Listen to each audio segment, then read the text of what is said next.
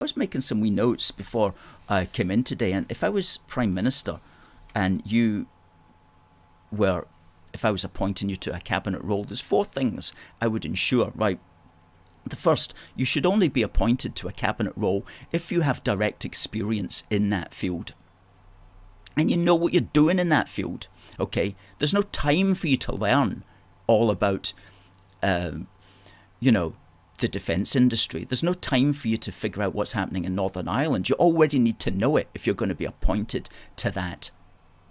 And if you don't have anybody that knows what they're doing, then bring in somebody from the House of Lords. Appoint somebody to the House of Lords and bring them in, okay? Oh, but that's not democratic. Well, I mean, as I say, all of these cabinet ministers, they've only been elected by a minority of the vote in their constituencies. It's not like they're some great democratic icon. You know, they only probably just scraped in democratically in their home county seat or something like that. So that's the first thing. You've got to have somebody who knows what they're doing in that field. Secondly, if you're contracted for that role, just like in any other business, you should be contracted for a set period of time. 5 years is the lifetime of the Parliament, so you should be in there for 5 years. No, you're not going to resign. You're in there for 5 years. 3, if you don't know what you're doing, you should be allowed to bring in people from industry, okay? If you don't have a clue about the economy, then what you do is you bring in the people who write about the economy, whether they're writing for the Daily Telegraph or the Guardian or something like that, and you say, listen, John Smith, I read this fantastic article about the economy which you wrote in the Sunday Telegraph last week. Could you tell me how we're going to make that happen?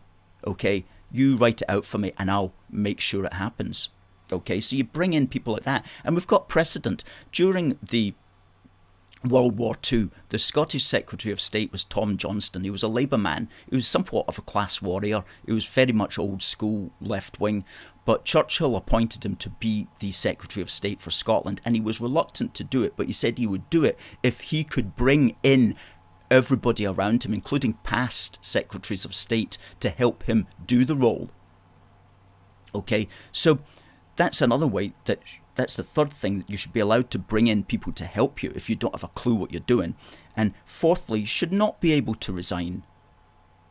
Or at least resigning should be considered out of order. There should be a presumption that you don't resign, although you can be fired if you're not up to the job, as they say. So that would introduce a degree of stability into British cabinet government, which we simply don't have at the moment. What we've got at the moment is just a complete dog's breakfast. So that's my thoughts. That's my thoughts on British cabinet government. And just because I'm a unionist doesn't mean that I'm looking at the British government and saying, oh, it's all hunky-dory. No. I mean, I don't see how they can have any time to run the country when there's all this nonsense going on.